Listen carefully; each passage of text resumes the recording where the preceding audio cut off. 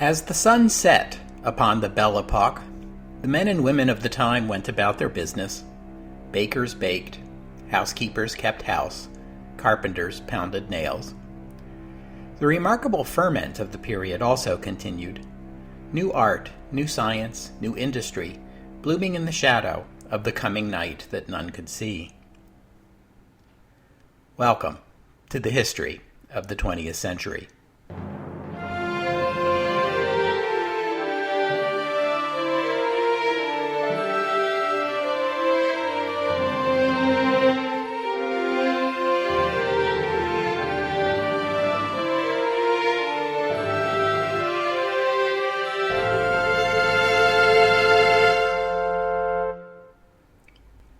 Episode 67, The Twilight of the Belle Époque.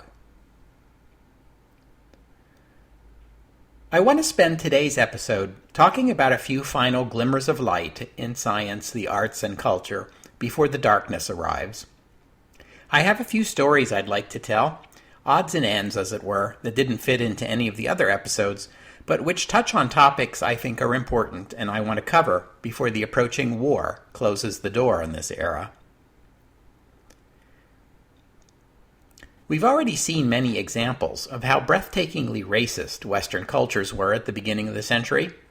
Among the peoples we might call white or Caucasian, especially in Europe and North America, it was taken as a given that white or Caucasian peoples of Europe and North America were physically, intellectually, and morally superior to other peoples from other parts of the planet.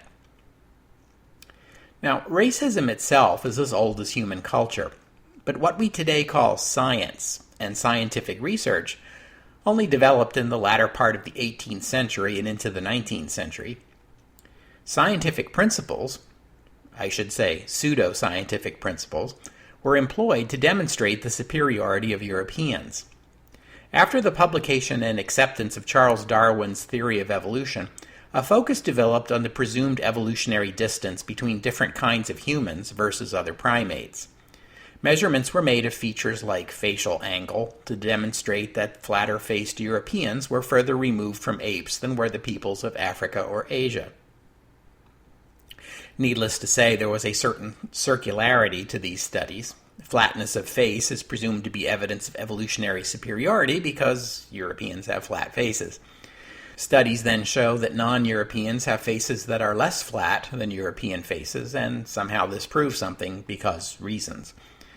One could just as easily argue that having less body hair is evidence of a greater genetic distance from apes, but since Europeans have more body hair than peoples of Africa or Asia, somehow that study never got done. One tempting way to measure intellectual capacity is by cranial capacity.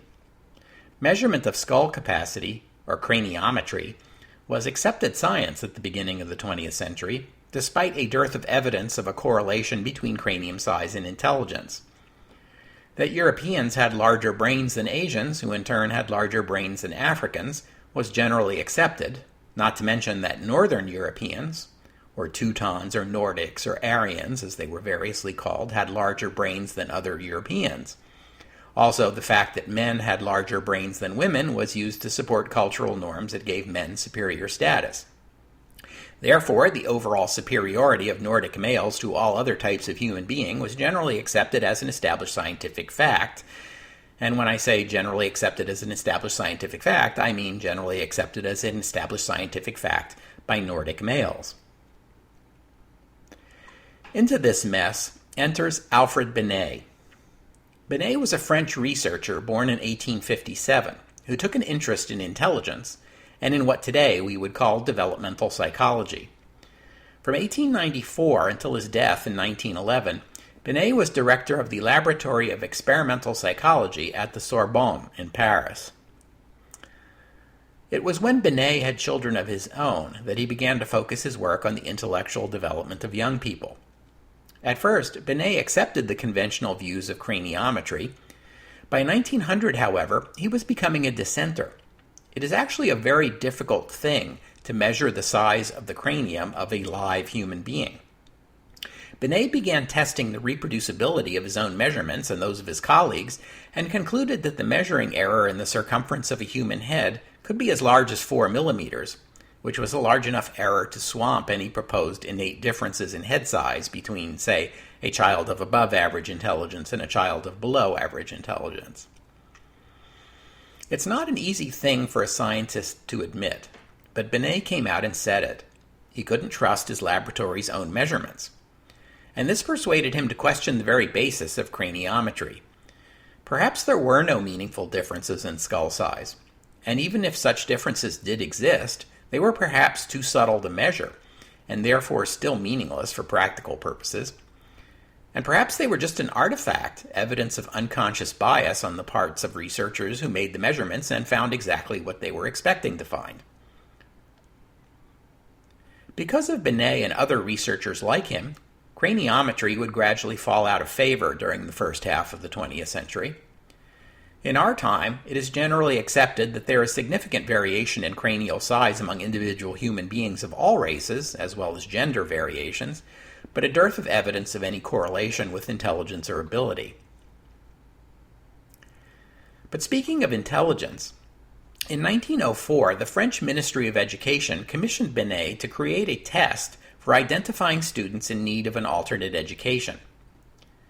The need for such a test is clear enough. Some students have what we today would call learning disabilities or developmental disabilities that impair their ability to learn in a general classroom setting. The sooner such students can be identified and their educational programs adapted to suit their special needs, the greater the educational benefit. Binet developed a test based on a large number of simple tasks, things like counting, sorting, placing things in order, remembering and repeating strings of numbers, finding errors, and so on. Binet was not aiming to test any particular skill, but a range of skills. It matters very little what the tests are, he said, so long as they are numerous. These test problems were then given to a number of children of different ages deemed to be of average ability, and from these empirical results, Binet created a developmental scale, so that from a set of test results, he could say that a given student had a certain quote-unquote mental age. Students whose mental age lagged behind their chronological age by more than a certain amount were therefore candidates for some form of educational intervention. After Binet's death in 1911, a German psychologist argued that the test results should be expressed as a ratio of mental age divided by chronological age, and then multiplied by 100 so you don't have to deal with decimal points, and thus was born the intelligence quotient, or IQ. A few years after that, an American psychologist at Stanford University named Louis Terman revised Binet's tests and created what is still known to this day as the Stanford-Binet test, although it has been through several additional revisions since Terman's day. Educators quickly embraced the new test for pedagogical purposes, as Binet intended, but over the course of the 20th century, the test would sometimes be applied in situations that were never envisioned, such as ranking individuals or groups by intelligence. So although the IQ test developed into a useful tool, advancing understanding in the fields of education and psychology, it also had a dark side as the successor to the now abandoned field of craniometry. During his lifetime, Binet, perhaps recalling his discoveries of how cranial measurement could be influenced by unconscious bias, warned that IQ tests could become a self-fulfilling prophecy, and that educators might be tempted to use IQ test scores as a way of ridding themselves of students who were uncooperative or disinterested in education. Recalling the Dreyfus Affair, Episode 8, Binet wrote, "It is really too easy to discover signs of backwardness in an individual when one is forewarned. This would be to operate as the graphologists did, who, when Dreyfus was believed to be guilty, discovered in his handwriting signs of a traitor or spy."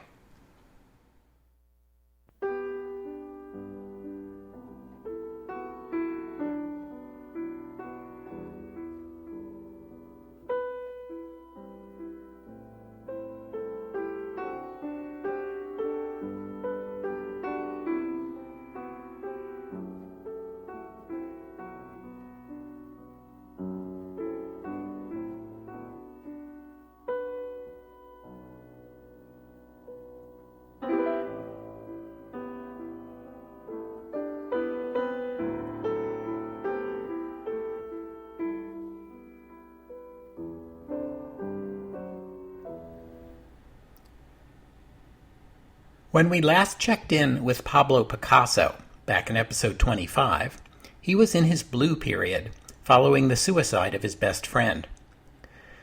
Picasso's blue period paintings depicted people who didn't look very happy, in scenes painted mostly in dark blues.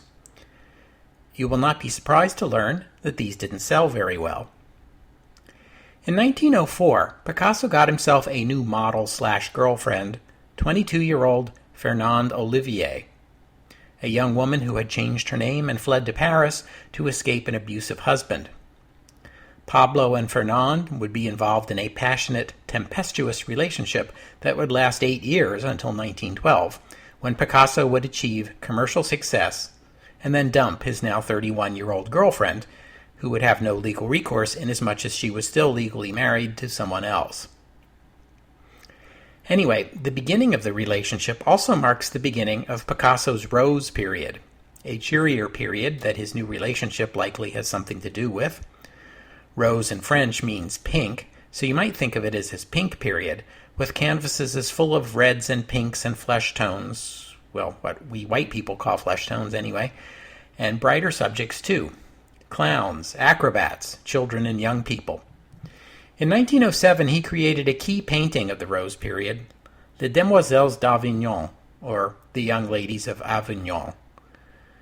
Picasso had wanted to call it The Brothel of Avignon, but it was plenty scandalous enough even with the less provocative title when it was first exhibited to the public in 1916. It depicts 5 nude women, albeit in a most unconventional way, with angular bodies and a complete absence of a traditional sense of perspective. Also, 2 of the 5 women have faces inspired by African masks. Traditional African art was attracting the notice of European artists during this time, not least the wooden masks of the Congo, which were being introduced to Europe as a byproduct of King Leopold's little Congo rubber project, which we discussed in episodes 19 and 20. You can already see in Les Demoiselles d'Avignon signs of Cubism, perhaps Picasso's best-known form. But in 1907, Picasso was not yet famous or successful. The biggest name in art in Paris at that time was Henri Matisse. Matisse was born in 1869, so he was 11 years older than Picasso and better established. The two had met a year earlier, in 1906, at the home of Gertrude and Leo Stein.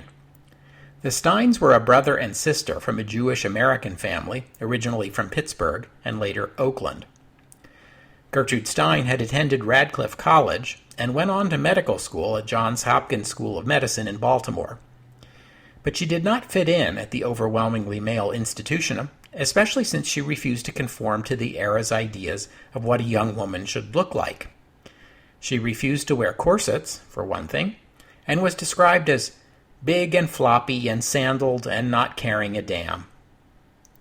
It also seems that it was at Johns Hopkins that she came to understand that she was a lesbian.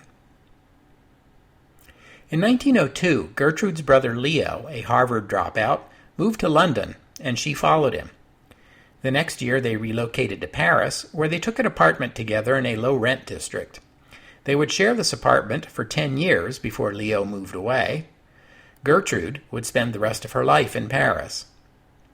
Together, the Stein siblings, living off the income from their share of the family business that was managed by their indulgent older brother Michael, would become involved in the Paris art scene and become buyers and collectors of modern French paintings, and urge their friends and relatives to do likewise. The Steins particularly became patrons of Matisse and Picasso, and introduced them to one another, as I said. Matisse was more likely to paint from life than was Picasso, but during this time he developed a style that featured the eccentric use of bright colors in a non-realistic way. Gertrude Stein snapped up his 1905 painting Woman with a Hat and hung it in her apartment, a move that boosted Matisse's career. In 1906, Picasso painted his famous Portrait of Gertrude Stein, a painting done up in shades of brown. Picasso agonized over this painting, knowing it was destined to be hung on a wall next to Woman with a Hat. This was the beginning of a relationship between Matisse and Picasso as friendly rivals of long standing. Picasso would say, later in his life, that no one ever looked at a Matisse painting more carefully than he. and no one had ever looked at his paintings as carefully as Matisse. When the two artists met in the Stein apartment, Picasso said little because his French was still a bit shaky. Later he would say of the meeting that Matisse talks and talks, and he, Picasso, just says, oui, oui, oui. It was Matisse who first took an interest in sculpture from the Congo, although it would ultimately be Picasso, perhaps inspired by Matisse, who would more forcefully incorporate African styles into his paintings. Even his portrait of Gertrude Stein may betray just a touch of Congolese influence. In 1907, Gertrude Stein would be introduced by her brother Michael to another Jewish American, Alice Babette Toklas of San Francisco. It was on Toklas's first day in Paris. They would begin a love affair, and Toklas would move in with Stein in 1910, and they would remain a couple until Stein's death in 1946. Stein would begin to write in Paris and would become a minor literary celebrity later in her life, but she is perhaps more influential in the world of arts and letters for the painters whose works she championed and whose careers she boosted, like Matisse and Picasso. After the Great War, her apartment in Paris would also become a meeting ground for some of the greatest English-language writers of the time, but that is a story for another episode. But Gertrude Stein, like Sergei Diaghilev, would be an influential figure in the arts in the 20th century, less for her own creative work than for her skill in recognizing and cultivating great art in others.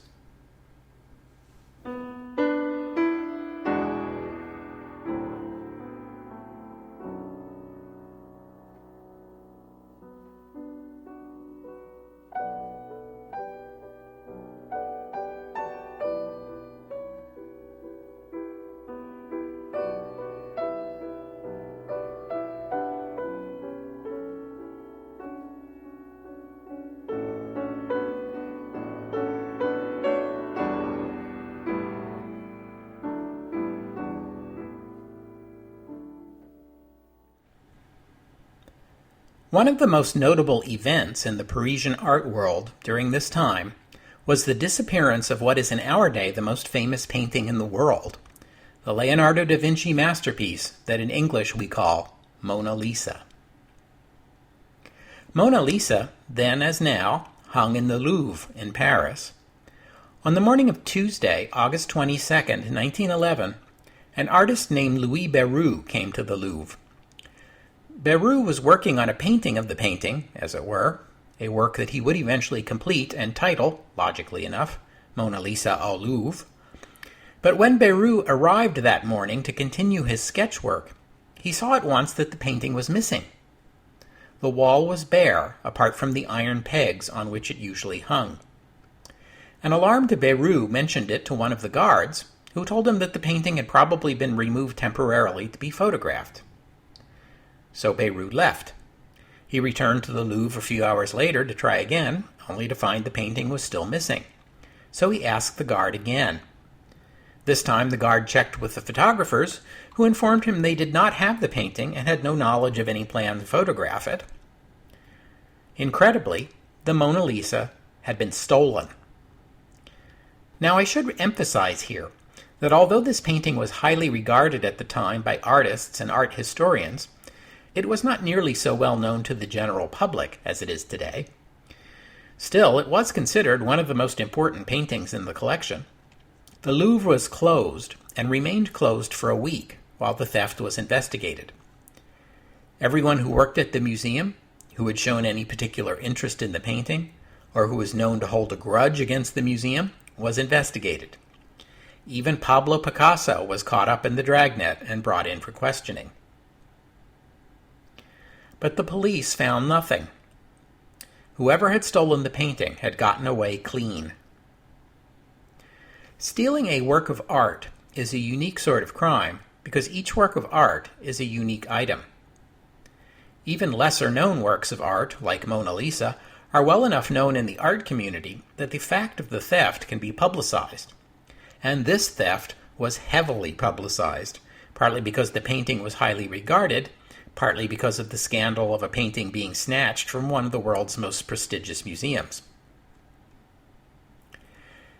It's always possible that a stolen work might be sold in secret to a private collector, someone willing to take the risk of being caught in possession of stolen property for the sake of owning a great work of art, even if ownership has to be kept a close secret. And indeed, there were reports during the period of the painting's disappearance of several wealthy Americans receiving discreet inquiries about whether they would be interested in owning Mona Lisa. Whether these inquiries had anything to do with the actual theft, or whether they merely represent freelance con artists taking advantage of the publicity, that remains unclear to this day.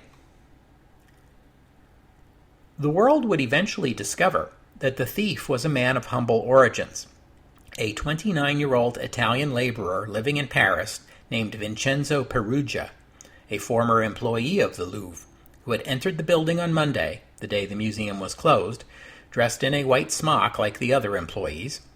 He had simply taken the painting off the wall when no one was looking, wrapped it in his smock, and walked out the door.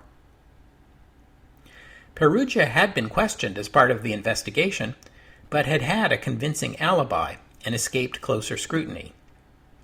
He hid the painting in a trunk in his apartment in Paris for the next 2 years. In 1913, with the disappearance of the painting still an unsolved mystery to the rest of the world, he returned to Florence, in his native country. 2 years and 4 months after stealing the painting, in December 1913, Peruggia would attempt to sell it to a gallery in Florence, and the gallery would promptly contact the police. Mona Lisa would remain on display at the gallery for 2 weeks and would be returned to the Louvre in January 1914. After his arrest, Peruggia would claim that his motive was patriotic. Mona Lisa was an Italian masterpiece stolen by Napoleon, he claimed, and Peruggia had stolen it back in order to return it to its homeland. Actually, it was Da Vinci himself who brought Mona Lisa to France when he moved there in 1516, and the French king Francois I had purchased the painting after Da Vinci's death. So Peruggia was either badly misinformed about the painting, or crazy, or lying, perhaps to cover up a more mercenary motive. But this explanation was enough to gain him sympathy, even support, from nationalistically minded Italians. He received a surprisingly light sentence of 7 months in prison. Afterward, Peruggia would change his name, fight in the Italian army during the Great War, then move back to France and live out the rest of his life there, in obscurity, dying in 1925 at the age of 44.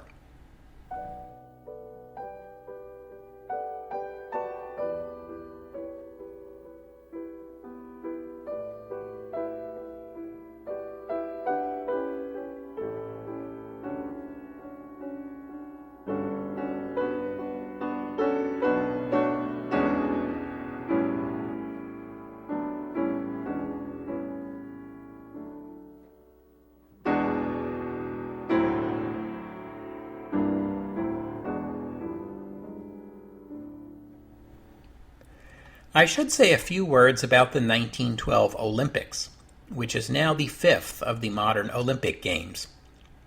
They were held in Stockholm and generally well run because, Swedes.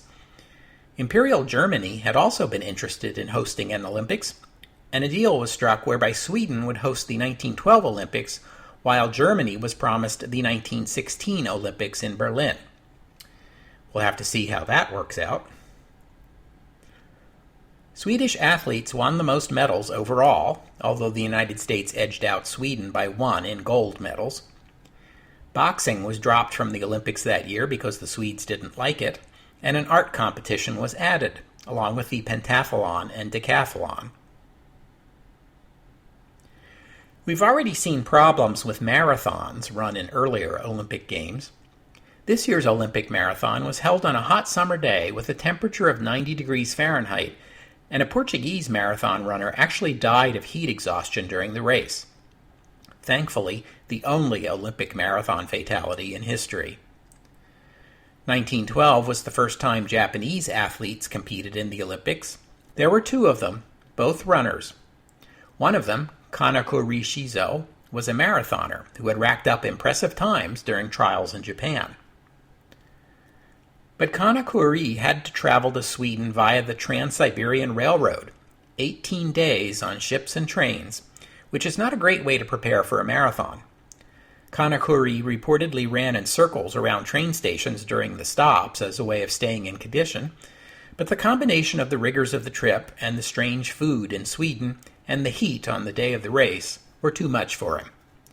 He passed out in the middle of the race and was taken to a local farmhouse to recover.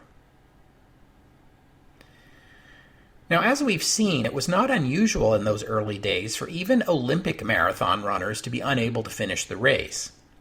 Indeed, in the 1912 marathon, only half of the 68 starters finished the race.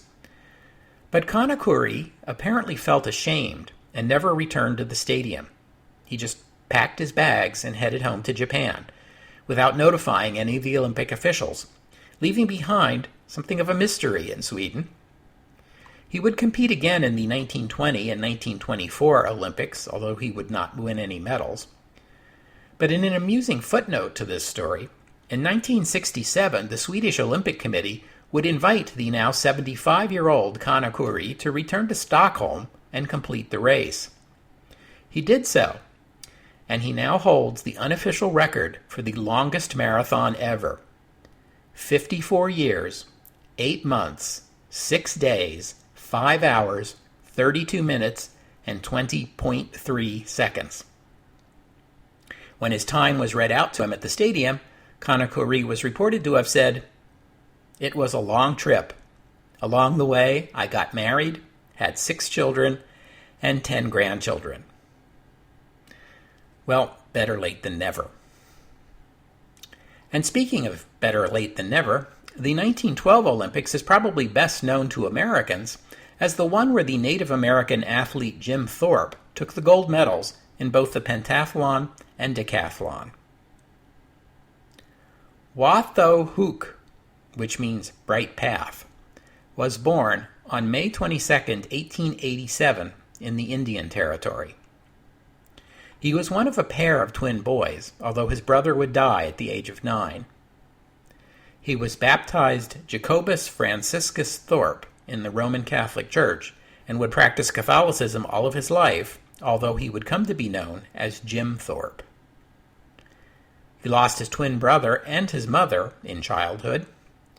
At the age of 16, in 1904, he moved to Carlisle, Pennsylvania to attend the Carlisle Indian Industrial School, but dropped out after the death of his father left him orphaned. But he returned to Carlisle in 1907. The story goes that his athletic career began when he was walking past Carlisle's track team while they were practicing high jumps. Thorpe took a try at it himself, still wearing his street clothes, jumped higher than anyone else, and got invited onto the team. He would eventually compete in track and field, baseball, football, lacrosse, and ballroom dancing. He was the 1912 Intercollegiate Ballroom Dancing Champion, as a matter of fact, and was a track and field All-American in 1911 and 1912. But football was his favorite sport, and the sport in which he gained national prominence in the United States in 1911, when he led the Carlisle Indians to an 18-15 upset over top-ranked Harvard University. Thorpe personally scored all 18 points, 1 touchdown, and 4 field goals. The Indians finished the season 11-1. The summer of 1912 was the Stockholm Olympics, where Thorpe won the gold in the pentathlon and decathlon, as I said, becoming the first Native American to win Olympic gold. It's worth noting that at this time, Native Americans born within the boundaries of the United States did not automatically gain U.S. citizenship. That didn't become the law until 1924. So Thorpe was arguably not a U.S. citizen in 1912, though of course he did compete in the Olympics on behalf of the United States. The King of Sweden, Gustav V, reportedly said to Thorpe, "You, sir, are the greatest athlete in the world." And Thorpe is said to have replied, "Thanks, King." He returned to the U.S., earned his 1912 All-America honors in track and field, and then led the Carlisle Indians to a 1912 National Collegiate Championship. The highlight of that season was Carlisle's 27-6 victory over Army.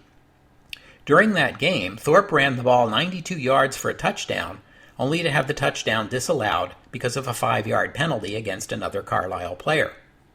On the very next play, Thorpe ran the ball 97 yards for a touchdown. But shortly after the end of the football season, several American newspapers reported that Jim Thorpe had played baseball professionally in the summers of 1909 and 1910 for minor league teams. This meant he was technically ineligible to compete as an amateur in collegiate athletics and in the Olympics. In fact, many other collegiate baseball players at that time played for money in the summer, but the others were savvy enough to use fake names in professional play. Jim Thorpe had played under his own name. The case went to the Amateur Athletic Union, whose secretary was James Sullivan. You may remember James Sullivan from episode 26. He was the guy who organized the disgraceful anthropology days during the 1904 Olympics in St. Louis, when representatives of various native peoples were made to compete against each other so Sullivan could prove white people were superior athletes. Now, in 1913, the fate of the USA's greatest athlete, a Native American, a man who was living, breathing proof that everything Sullivan claimed about the superiority of white athletes was codswallop, was in the hands of Sullivan himself, American athletics' greatest racist. You will not be surprised when I tell you that Sullivan came down on Thorpe like a ton of bricks, revoking his amateur status retroactive to 1909 and petitioning the International Olympic Committee to do the same.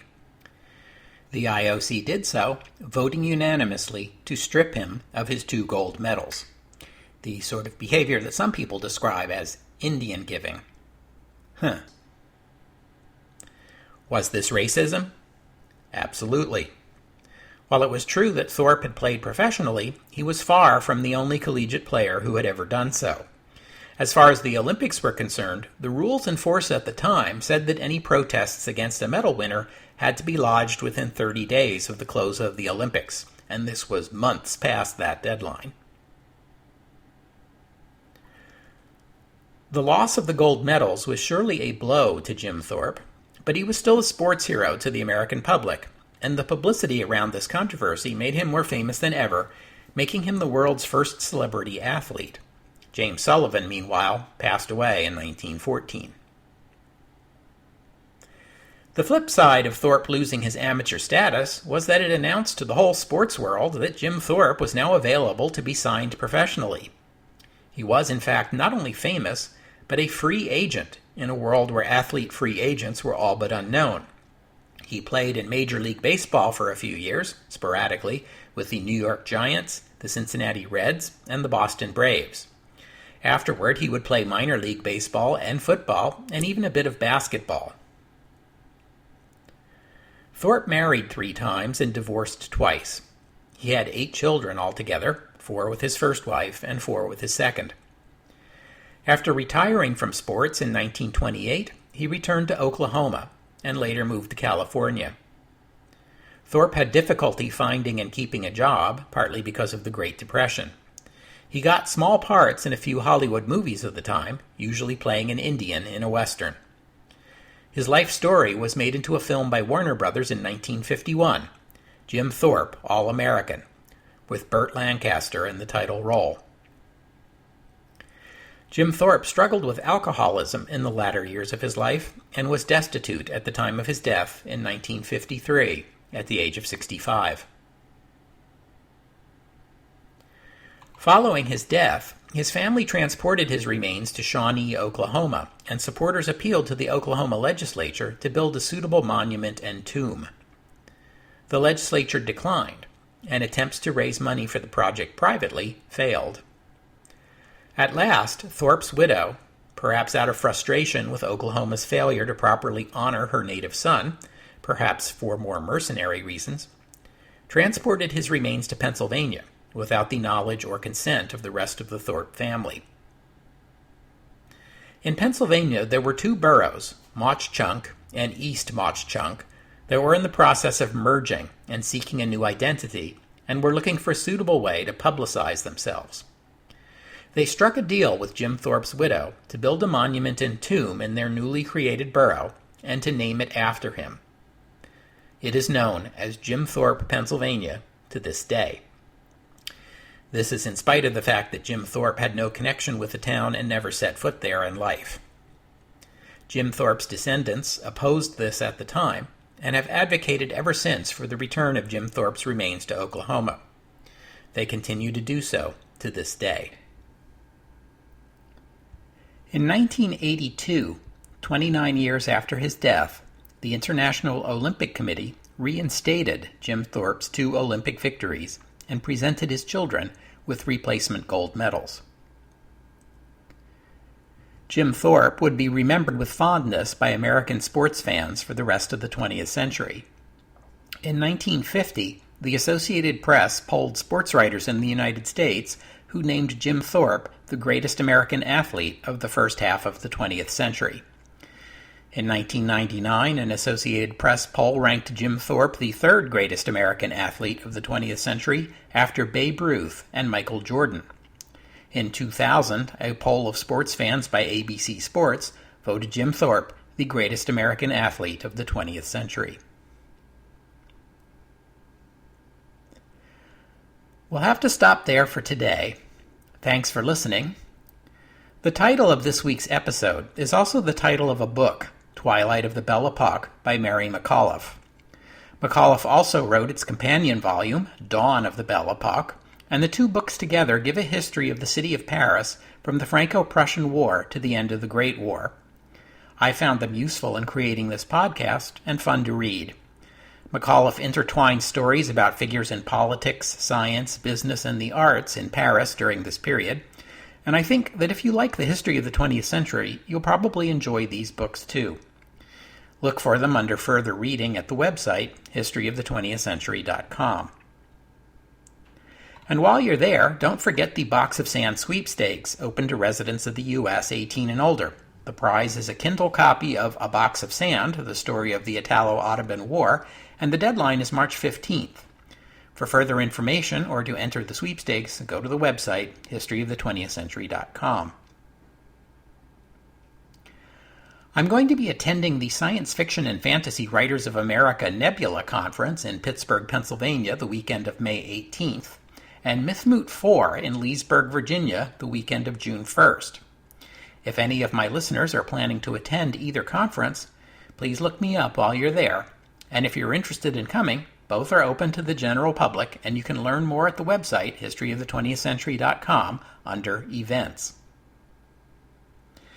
And I hope you'll join me next week on the history of the 20th century as we return to the United States to take a look at her newly elected president, Woodrow Wilson, and the early days of his administration. It's The New Freedom, next week on the history of the 20th century. Oh, and one more thing. The theft of the Mona Lisa garnered a lot of publicity, as I said, which helped recover the painting. It also helped to bring the work to the attention of the general public. The subject's reserved and dignified posture contrasts with her sideways glance and sly smile, as if she is sharing a secret. Her complex expression and body language, along with Da Vinci's breakthrough technique, combined to create an unforgettable image, making Mona Lisa today the best known and most recognizable painting in the world. Its popularity and familiarity have tempted many artists of the past century to copy or parody the image, including Marcel Duchamp, Salvador Dali, and Banksy. Mona Lisa decorates every kind of knick-knack imaginable, and her image is frequently used in advertising, on magazine covers, for political commentary, and for comedy. She has been reproduced in every medium imaginable, from gemstones to Rubik's Cubes, typewriting to slices of toast, ballpoint pens to seaweed, cups of coffee to PC motherboards, and of course, Legos. In 1950, Jay Livingston and Ray Evans wrote the music and words for a song entitled Mona Lisa for the motion picture Captain Carey USA. It won the Academy Award for Best Original Song that year, and the best-known version is the one recorded by the African-American jazz pianist and singer Nat King Cole, also released in 1950. That recording would be number 1 on the Billboard singles chart for 8 weeks.